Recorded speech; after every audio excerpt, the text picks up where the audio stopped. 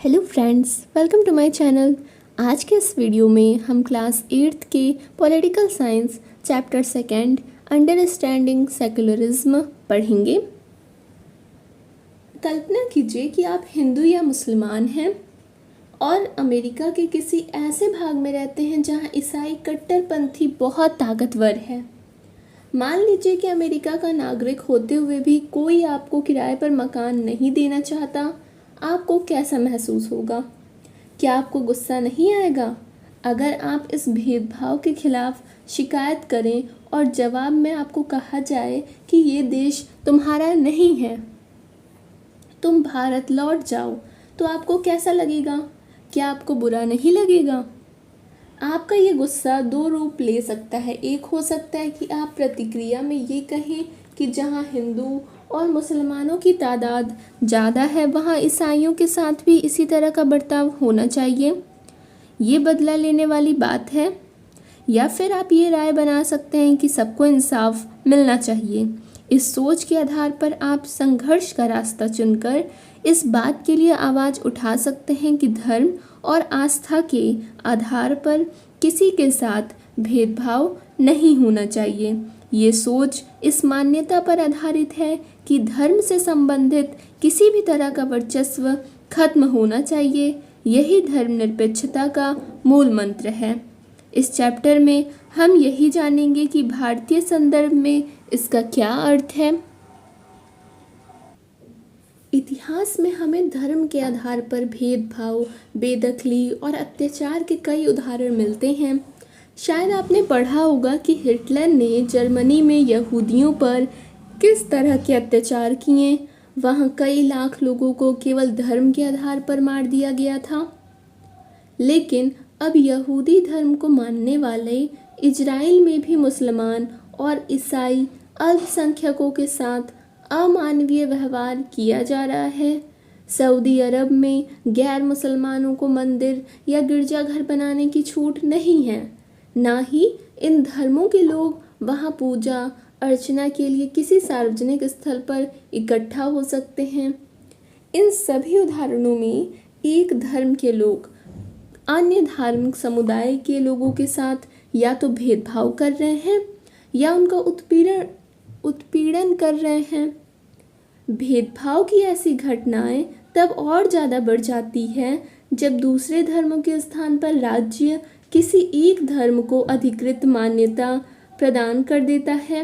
जाहिर है कोई भी व्यक्ति अपने धर्म की वजह से ना तो भेदभाव का शिकार होना चाहता है और ना ही किसी दूसरे धर्म का दबदबा झेलना चाहता है। भारत में क्या राज्य धर्म के आधार पर किसी नागरिक के साथ भेदभाव कर सकता है? व्हाट इज सेकुलरिज्म यानी धर्मनिरपेक्षता क्या है? पिछले चैप्टर में आपने पढ़ा कि भारतीय संविधान में मौलिक अधिकारों की व्यवस्था की गई है। ये अधिकार न केवल राज्य की सत्ता से हमें बचाते हैं बल्कि बहुमत की निरंकुशता से हमारी रक्षा करते हैं। भारतीय संविधान सभी को अपने धार्मिक विश्वासों और तौर तरीकों को अपनाने की पूरी छूट देता है। सबके लिए समान धार्मिक स्वतंत्रता के इस विचार को ध्यान में रखते हुए भारतीय राज्य ने धर्म और राज्य की शक्ति को एक दूसरे से अलग रखने की रणनीति अपनाई है। धर्म को राज्य से अलग रखने की इसी अवधारणा को धर्मनिरपेक्षता कहा जाता है। Why is it important to separate religion from the state? जैसे कि आपने यहाँ पर देखा कि धर्मनिरपेक्षता का सबसे महत्वपूर्ण पहलू है धर्म को राजसत्ता से अलग करना। एक लोकतांत्रिक देश में ये बहुत ज़रूरी है। दुनिया के तकरीबन सारे देशों में एक से ज़्यादा धर्मों के लोग साथ साथ रहते हैं। जाहिर है हर देश में किसी एक धर्म के लोगों की संख्या बहुत ज़्यादा होगी। अब अगर बहुमत वाले धर्म के लोग राज्य सत्ता में पहुंच जाते हैं तो उनका समूह दूसरे धर्मों के खिलाफ भेदभाव करने और उन्हें परेशान करने के लिए इस सत्ता और राज्य के आर्थिक संसाधनों का इस्तेमाल कर सकता है। बहुमत की इस निरंकुशता के चलते धार्मिक अल्पसंख्यकों के साथ भेदभाव हो सकता है, उनके साथ जोर जबरदस्ती हो सकती है, यहाँ तक कि कई बार उनकी हत्या भी कर दी जाती है। बहुमत चाहे तो अल्पसंख्यकों को उनके धर्म के अनुसार जीने से रोक सकता है। धर्म के आधार पर किसी भी तरह का भेदभाव उन अधिकारों का उल्लंघन है जो एक लोकतांत्रिक समाज किसी भी धर्म को मानने वाले अपने सारे नागरिक को प्रदान करता है। लिहाजा बहुमत की निरंकुशता और उसके कारण मौलिक अधिकारों का हनन वो अहम कारण है जिसके चलते लोकतांत्रिक समाजों में राज्य और धर्म को अलग अलग रखना इतना महत्वपूर्ण माना जाता है। लोकतांत्रिक समाजों में धर्म को राज्य से अलग रखने का एक महत्वपूर्ण कारण ये भी है कि हमें लोगों के धार्मिक चुनाव के अधिकार की रक्षा करनी है। इसका मतलब ये है कि देश के किसी भी व्यक्ति को एक धर्म से निकलने और दूसरे धर्म को अपनाने या धार्मिक उपदेशों की अलग ढंग से व्याख्या करने की स्वतंत्रता होती है। आइए इस बात को और अच्छी तरह समझने के लिए छुआछूत की प्रथा पर विचार करें। संभव है कि आपको हिंदुओं के बीच प्रचलित ये प्रथा अच्छी ना लगती हो। इसका मतलब है कि आप इसे बदलने की कोशिश भी करेंगे, लेकिन अगर राज्य की सत्ता ऐसे हिंदुओं के हाथ में है जो छुआछूत को सही मानते हैं, तो क्या आप आसानी से इस प्रथा को बदल सकते हैं? अगर आप प्रभुत्वशाली धार्मिक समुदाय के सदस्य हैं तो भी आपको अपने समुदाय के ही दूसरे लोगों की ओर से भारी विरोध का सामना करना पड़ सकता है। राज्य सत्ता पर नियंत्रण रखने वाले ऐसे सदस्य कहेंगे कि हिंदुत्व की केवल एक ही व्याख्या होती है और उसकी कोई और व्याख्या करने का तुम्हें कोई अधिकार नहीं है। What is Indian secularism? भारतीय संविधान में कहा गया है कि भारतीय राज्य धर्मनिरपेक्ष होगा। हमारे संविधान के अनुसार केवल धर्मनिरपेक्ष राज्य ही अपने उद्देश्यों को साकार करते हुए कई बातों का ख्याल रख सकते हैं, जैसे कि कोई एक धार्मिक समुदाय किसी दूसरे धार्मिक समुदाय को ना दबाए, दूसरा कुछ लोग अपने ही धर्म के कई सदस्यों को ना दबाएं, और तीसरा राज्य ना तो किसी खास धर्म को थोपेगा और ना ही लोगों की धार्मिक स्वतंत्रता छीनेगा।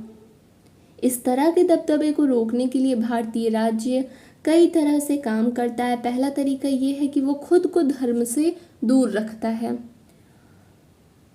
भारतीय राज्य की बागडोर ना तो किसी एक धार्मिक समूह के हाथों में है और ना ही राज्य किसी एक धर्म को समर्थन देता है।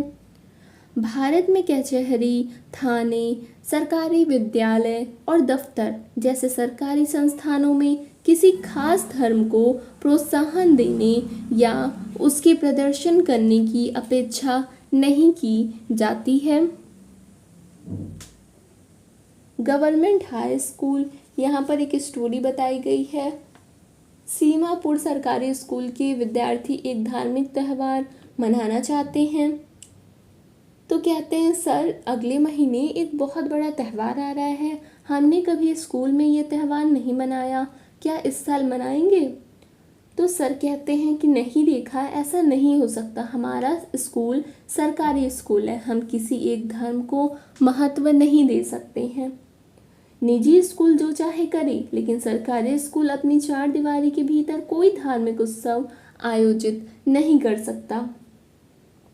वैसे भी ज़्यादातर धार्मिक त्योहारों पर सरकारी छुट्टी होती है, इसीलिए हम इन त्योहारों को घर पर ही मना सकते हैं। मैंने इस दृष्टि से कभी सोचा नहीं था। मुझे लगता है कि स्कूल के बाहर हम कभी भी ये त्यौहार मना सकते हैं। खैर कोई बात नहीं, हम लोग अपने मोहल्ले में तो इस त्यौहार का आयोजन कर ही रहे हैं। ये दोनों आपस में बात कर रहे थे।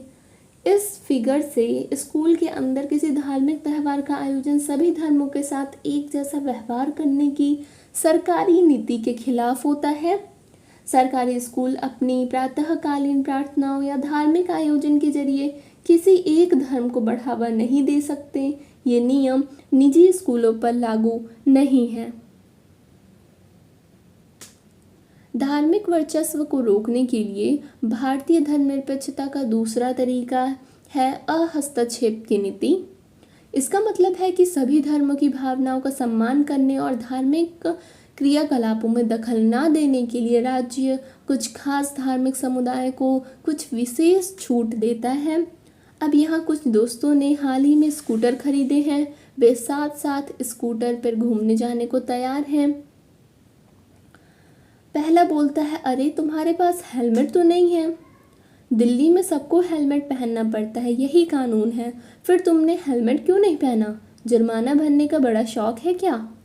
तो दूसरा दोस्त कहता है, फिक्र मत करो, मुझे जुर्माना नहीं देना पड़ेगा। तो वो बोलता है, अरे परमजीत, तुम पर जुर्माना क्यों नहीं लगेगा?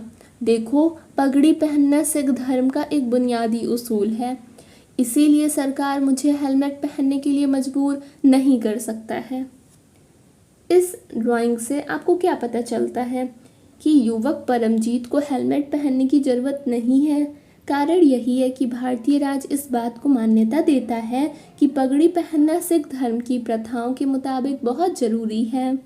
लिहाजा इन धार्मिक आस्थाओं में दखल अंदाजी से बचने के लिए राज्य में कानून में रियायत दे दी है। धार्मिक वर्चस्व को रोकने के लिए भारतीय धर्मनिरपेक्षता का तीसरा तरीका हस्तक्षेप का तरीका है। इसी चैप्टर में आप छुआछूत के बारे में पढ़ चुके हैं। ये इस बात का उदाहरण है कि किस तरह एक ही धर्म के लोग, ऊंची जाति के हिंदू अपने ही धर्म के अन्य सदस्यों, कुछ निचली जातियों को दबाते हैं। धर्म के नाम पर अलग थलग करने और भेदभाव को रोकने के लिए भारतीय संविधान ने छुआछूत पर पाबंदी लगाई है। इस उदाहरण में राज्य धर्म के नाम पर अलग थलग करने और भेदभाव को बढ़ावा देने वाली उस प्रथा को खत्म करने के लिए धर्म में हस्तक्षेप कर रहा है, जो निचली जातियों के लोगों के मौलिक अधिकारों का हनन करता है, क्योंकि वे भी इसी देश के नागरिक हैं। इसी तरह माँ बाप की संपत्ति में बराबर हिस्से के अधिकार का सम्मान करने के लिए राज्य को समुदाय के धर्म पर आधारित निजी कानूनों में भी हस्तक्षेप करना पड़ सकता है। राज्य का हस्तक्षेप सहायता के रूप में भी हो सकता है। भारतीय संविधान धार्मिक समुदाय को अपने स्कूल कॉलेज खोलने का अधिकार देता है। गैर प्राथमिकता के आधार पर राज्य से उन्हें सीमित आर्थिक सहायता भी मिलती है। भारतीय धर्मनिरपेक्षता दूसरे लोकतांत्रिक देशों की धर्मनिरपेक्षता से किस तरह अलग है? जैसे कि तीनों उद्देश्य आपने यहाँ देखा, दुनिया के कई धर्मनिरपेक्ष लोकतांत्रिक देशों के संविधान में दिए गए उद्देश्यों से मिलते जुलते हैं। अमेरिकी संविधान में हुए पहले संविधान संशोधन के जरिए विधायिका को ऐसे कानून बनाने से रोक दिया गया जो धार्मिक संस्थानों का पक्ष लेते हों या धार्मिक स्वतंत्रता को रोकते हों। इसका मतलब है कि विधायिका किसी भी धर्म को राजकीय धर्म घोषित नहीं कर सकती, ना ही विधायिका किसी एक धर्म को ज़्यादा प्राथमिकता दे सकती है। संयुक्त राज्य अमेरिका में राज्य और धर्म के पृथक्करण का मतलब है कि राज्य और धर्म दोनों ही एक दूसरे के मामलों में किसी तरह का दखल नहीं दे सकते हैं। शायद आप समझ गए होंगे कि भारतीय धर्मनिरपेक्षता और अमेरिकी धर्मनिरपेक्षता के बीच बहुत फ़र्क है। ऐसा इसीलिए है कि अमेरिकी धर्मनिरपेक्षता में धर्म और राज्य के बीच स्पष्ट अलगाव के विपरीत भारतीय निरपेक्षता में राज्य को धार्मिक मामलों में हस्तक्षेप करने की छूट दी गई है। आप पढ़ चुके हैं कि किस तरह भारतीय संविधान ने छुआछूत को खत्म करने के लिए हिंदू धार्मिक क्रियाकलापों में हस्तक्षेप किया है। भारतीय धर्मनिरपेक्षता में राज्य धर्म से अलग तो है, लेकिन धर्म से उसका फासला सैद्धांतिक है। इसका मतलब ये है कि संविधान में दिए गए आदर्शों के आधार पर राज्य किसी भी धर्म के मामलों में हस्तक्षेप कर सकता है। ये आदर्श वो कसौटी मुहैया कराते हैं जिसके जरिए इस बारे में फैसला लिया जा सकता है कि हमारा राज्य धर्मनिरपेक्ष सिद्धांतों के अनुरूप काम कर रहा है या नहीं। भारतीय राज्य धर्मनिरपेक्ष है और धार्मिक वर्चस्व को रोकने के लिए कई तरह का काम करता है। भारतीय संविधान अपने नागरिकों को मौलिक अधिकारों का आश्वासन देता है।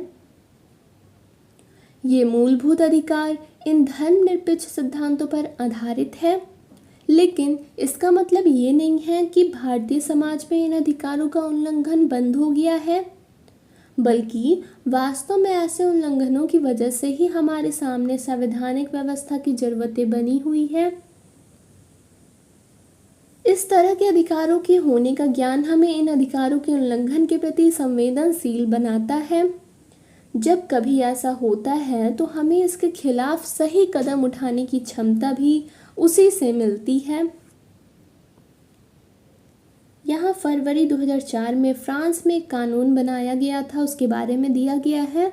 इस कानून में प्रावधान किया गया कि कोई भी विद्यार्थी इस्लामी बुर्का, यहूदी टोपी या बड़े बड़े ईसाई क्रॉस जैसे धार्मिक या राजनीतिक चिन्हों या प्रतीकों को धारण करके स्कूल में नहीं आएगा। फ्रांस में रहने वाले उन आप्रवासियों ने इन कानून का काफ़ी विरोध किया। वे मुख्यतः अल्जीरिया, ट्यूनीशिया और मोरक्को जैसे देशों से आए थे जो पहले फ्रांस के उपनिवेश थे।